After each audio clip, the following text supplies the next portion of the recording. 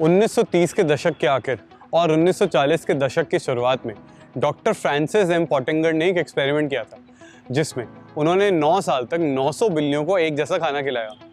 फर्क सिर्फ इतना सा था कि आधी बिल्लियां अपना खाना रॉ खाती थी, जबकि बची आधी अपना खाना पका हुआ खाती थी। पूरे 9 साल में रॉ फूड खाने वाली आधी बिल्लियों को कभी भी किसी तरह का फिजिकल ब्रेकडाउन नहीं हुआ, और बची हुई आधी जो पका हुआ खाना ही खाती थी, उन्हें सिविलाइज सोसाइटी के लोगों के जैसे ही सारी फिजिकल प्रॉब्लम्स होते हुए देखा गया।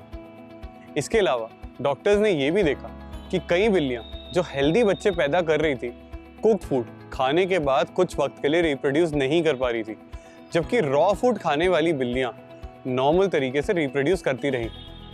ये स्टडी एक बहुत ही ब्रेक थ्रू स्टडीज में से एक थी, जो ये साबित करती थी कि कुक्ड फूड खाने से कैसे फिजिकल ब्रेकडाउन होना शुरू हो जाते थे।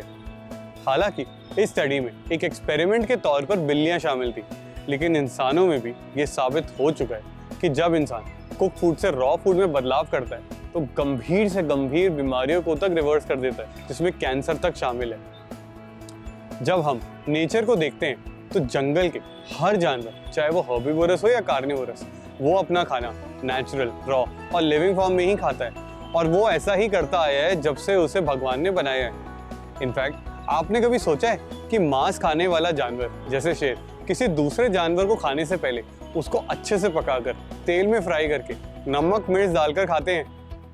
अगर आप ध्यान से सोचेंगे तो आप ये पाएंगे कि हम इस प्लेनेट को जानवरों की 20 लाख से ज्यादा प्रजातियों के साथ शेयर करते हैं, लेकिन हम ही ऐसे हैं जिसने अपने खाने को पकाने के लिए आग पर काबू पाया है। मतलब सिर्फ इंसान ही है जो प्लांट फूड्स जो नेचुरली ग्रो होते हैं उन्हें लेता है और उन्हें अपने शरीर में डालने से पहले आग में डालता है और उस खाने को पकाता है।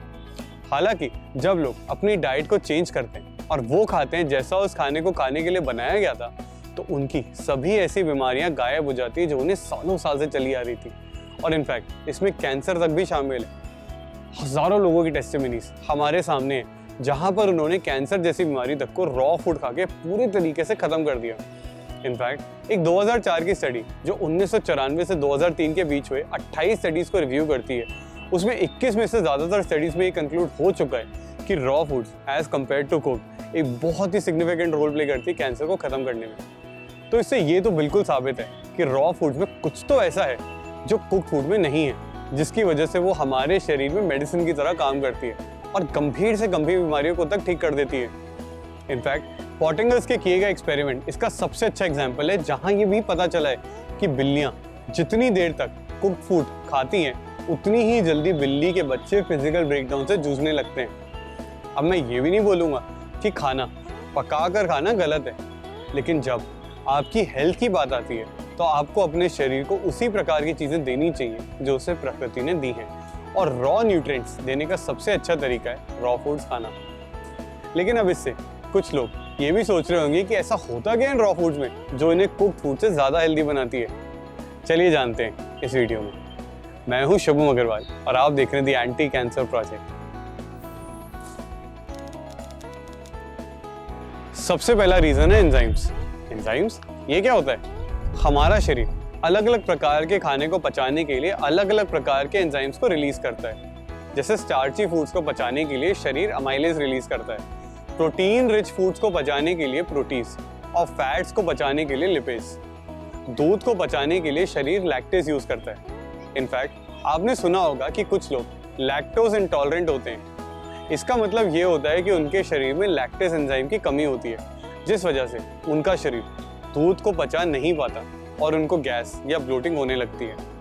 ये एंजाइम्स हमारे शरीर को रिलीज करने पड़ते हैं जब हम पका हुआ भोजन खाते हैं, लेकिन जो रॉ फूड्स होते हैं वो खुद भी एंजाइम से भरपूर होते हैं, जो हाई टेम्परेचर्स पर पका दिए जाने पर खत्म हो जाते हैं, क्योंकि एंजाइम गर्मी की तरफ सेंसिटिव होते हैं और हाई टेम्परेचर का सामना करने पर आसानी से डीएक्टिवेट हो जाते हैं। इनफैक्ट लगभग सभी एंजाइम 117 डिग्री फ़ारेनहाइट से ज़्यादा टेम्परेचर पर डीएक्टिवेट हो जाते हैं, लेकिन जब हम उन्हीं खाने को कच्चा खाते हैं वो एंजाइम से भरपूर होते हैं, और ये खाने अपने खुद के एंजाइम के एक्शन से प्री डाइजेस्ट हो जाते हैं और आपके शरीर पर एंजाइम्स रिलीज करने का बोझ कम डालते हैं, जो शरीर को मजबूरन करना पड़ रहा था जब आप उसे पका रहे थे। इनफैक्ट रॉ फूड्स में एंजाइम होने की वजह से ही पेट में एसिड रिलीज करने से पहले आप असल में अपने खाने को 75% तक तोड़ देते हैं। इसका मतलब ये है कि जब आप रॉ फूड खाते हैं तो इसे डाइजेशन के लिए आपके बॉडी की मदद की ज़रूरत नहीं होती है, ये अपने आप ही डाइजेस्ट हो जाते हैं। इससे सबसे बड़ा फायदा ये होता है कि आपके शरीर पर खास तौर पे पैनक्रियास पे बोझ नहीं पड़ता। दूसरे शब्दों में रॉ फूड लिविंग फूड है और कुक फूड मरा हुआ है। इनफैक्ट आपने अक्सर देखा होगा कि खाने से पहले सैलेड दिया जाता है। उसका एक बड़ा रीज़न है कि ये एंजाइम से भरपूर है जो पके हुए खाने की पाचन को अच्छा कर देते हैं। आसान शब्दों में एंजाइम्स आपके बॉडी में रिएक्शंस को तेज करने में भी मदद करते हैं। दूसरा रीज़न है न्यूट्रिएंट्स की केमिस्ट्री। रॉ फूड के न्यूट्रिएंट्स आपको एकदम प्योरेस्ट फॉर्म में मिलते हैं, मतलब जैसा प्रकृति ने बनाया वैसे ही। और मिनरल्स और विटामिन्स तो मिलते हैं ही, लेकिन इसके साथ साथ ऐसे बायोफ्लेवोनॉइड्स, क्वर्सेटिन, फ्लेवोनॉल्स, प्लांट बेस्ड कंपाउंड्स भी मौजूद होते हैं जो पक जाने पर कम हो जाते हैं या खत्म हो जाते हैं, या उनकी न्यूट्रिएंट्स की केमिस्ट्री चेंज हो जाती है।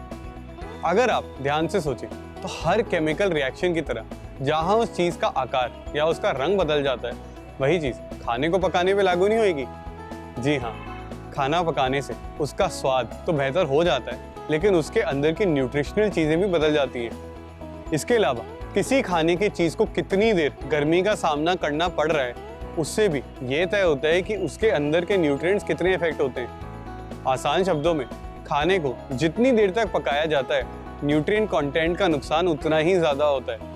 दूसरी तरफ कुछ न्यूट्रिएंट आसानी से डीएक्टिवेट हो जाते हैं या कुकिंग प्रोसेस के दौरान खाने से बाहर निकल जाते हैं, जैसे वाटर सॉल्युबल विटामिन्स जैसे विटामिन सी और विटामिन बी खास तौर से आसानी से खाना पकने के दौरान काफ़ी हद तक ख़त्म हो जाते हैं। असल में सब्जियों को उबालने से पानी में घुलने वाले विटामिन की मात्रा 50 से 60% तक कम हो जाती है। कुछ खाने को पकाने से मिनरल्स और विटामिन ए भी खत्म हो जाते हैं, लेकिन सिर्फ कुछ हद तक। फैट में घुलने वाले विटामिन ई और विटामिन के जैसे न्यूट्रिएंट्स को ज़्यादातर पकाने से फ़र्क नहीं पड़ता। उबालने से न्यूट्रिएंट का सबसे ज़्यादा नुकसान होता है, जबकि खाना पकाने के दूसरे तरीके जैसे स्टीमिंग, रोस्टिंग और स्टर फ्राइंग खाने के न्यूट्रिएंट कंटेंट को ज़्यादा बेहतर ढंग से बचा कर रखते हैं। यह है दूसरी वजह जो रॉ फूड्स को कुक फूड से कई गुना ज़्यादा हेल्दी बनाती है। तीसरा सबसे बड़ा रीज़न है बायोफोटॉन्स। ये एक ऐसा शब्द है जिसके बारे में आपने पहले शायद नहीं सुना होगा, लेकिन बायोफोटॉन्स खास तौर से यूरोप, जर्मनी में रिसर्च का सबसे बड़ा फील्ड है। आसान शब्दों में, हर एक जिंदा जीव बायोफोटॉन्स या लो लेवल ल्यूमिनेसेंस यानी 200 और 800 नैनोमीटर्स के बीच की वेवलेंथ की लाइट को एमिट करते हैं। दूसरे शब्दों में, बायोफोटॉन्स लाइट की सबसे छोटी फिजिकल यूनिट है जो सभी बायोलॉजिकल ऑर्गेनिजम्स, जिसमें हमारा शरीर भी शामिल है, वो जमा करते हैं और इस्तेमाल करते हैं। आज फूड की न्यूट्रिशनल वैल्यू को मैक्रोन्यूट्रिएंट्स जैसे प्रोटीन, कार्बोहाइड्रेट्स, फैट्स से मिलने वाली कैलोरीज की मात्रा और माइक्रोन्यूट्रिएंट्स की सप्लाई से मापा जाता है, लेकिन लाइट की मात्रा के बारे में बहुत ही कम बात करी जाती है। हम जानते हैं कि हम एनर्जी हैं, हम इसे हर दिन देखते हैं और महसूस भी करते हैं, लेकिन एनर्जी कई अलग अलग तरीकों से सामने आ सकती है। उनमें से एक है धूप, जिसे हमें विजिबल लाइट मिलती है और एनर्जी का एक सोर्स है। लाइट जीवन के लिए बहुत ज़रूरी है। इनफैक्ट लाइट हमारे प्लैनेट और उसमें रहने वाले क्रीचर्स का पोषण करता है। लाइट ना होने का मतलब नो लाइफ। पौधे ही सिर्फ ऐसे ऑर्गेनिजम्स हैं जो सनलाइट को एब्जॉर्ब करके और उसे अपने फूड में बदलने की काबिलियत रखते हैं। ये उस मशहूर फोटोसिंथेसिस के बारे में बात करती है जो हमने स्कूल में पढ़ा था। क्या आपको याद है? पौधों के बिना पृथ्वी पर जीना मुमकिन ही नहीं है, और इसके अलावा पौधे हमारे डाइट का आधार भी है। लाइव रॉ फूड बायोफोटॉन से भरपूर होते हैं, जिसकी आपके शरीर को उतनी ही ज़रूरत होती है जितनी न्यूट्रिएंट्स की। पौधे अपने डीएनए में लाइट को बायोफोटॉन्स के रूप में जमा करते हैं, लाइट की सबसे छोटी फिजिकल यूनिट। एक फूड जितना ज़्यादा लाइट स्टोर करने के काबिल होता है, उतनी ही ज़्यादा न्यूट्रिशियस होता है। एग्जाम्पल के लिए, नेचुरली उगाई गई ताज़ी सब्जियां और धूप में पकने वाले फल लाइट एनर्जी से भरपूर होते हैं। इसलिए बायोफोटॉन्स को स्टोर करने की काबिलियत आपके खाने की क्वालिटी का एक पैमाना है, और ऐसा माना जाता है कि एक सेल जितनी ज़्यादा लाइट एनर्जी एमिट करती है, उतनी ही ज़्यादा उसकी वाइटलिटी और उस एनर्जी को इस्तेमाल करने की काबिलियत होती है। और वो ज़रूरी सन एनर्जी आपके खाने से आपके सेल्स में अपना रास्ता खोज लेती है इस बायोफोटॉन्स के रूप में। इन बायोफोटॉन्स में ऐसी ज़रूरी जानकारी होती है जो आपके शरीर में कॉम्प्लेक्स वाइटल प्रोसेसेस को कंट्रोल करती है। ये आंखों को तो दिखाई नहीं देती, लेकिन खास उपकरणों के साथ इसका पता लगाया और नापा ज़रूर जा सकता है। ये एक आसान लेकिन शानदार तरीका है जिससे भगवान ने लिविंग फूड्स के रूप में जिंदगी देने वाली एनर्जी को एक लिविंग थिंग से दूसरे में ट्रांसफर करने के लिए डिजाइन किया है। यही है वो 3 वजह जिसकी वजह से लिविंग फूड्स कुक फूड से बेहतर होते हैं। इनफैक्ट रॉ फूड्स में पाई इन्हीं चीजों की वजह से ही गंभीर से गंभीर बीमारियां तक भी खत्म हो जाती हैं। इसीलिए कैंसर का इलाज करने वाले ज्यादातर प्रैक्टिशनर्स के पास उनके प्रोटोकॉल के हिस्से के रूप में रॉ लिविंग फूड्स का रिकमेंडेशन होता है ही, जिसके बिना ऐसी गंभीर बीमारियों को हटाना बहुत मुश्किल हो जाता है और दिन भर की डाइट का मेजर हिस्सा बनता है।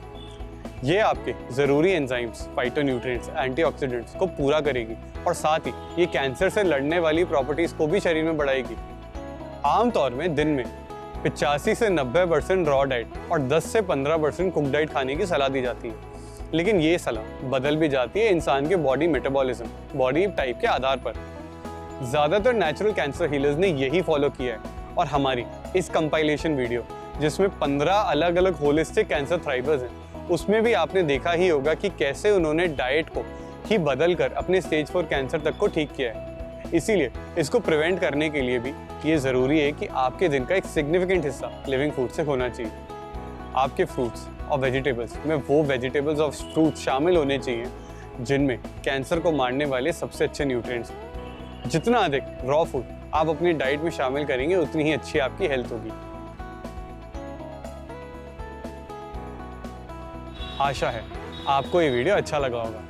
अगर आपको वीडियो अच्छा लगा तो इस वीडियो को ज़्यादा से ज़्यादा लोगों तक शेयर ज़रूर करें और उन लोगों के साथ तो ज़रूर शेयर करें जिसको शायद इसकी ज़रूरत है। मिलते हैं जल्दी अगले वीडियो में, तब तक के लिए कीप सपोर्टिंग, स्टे हेल्दी।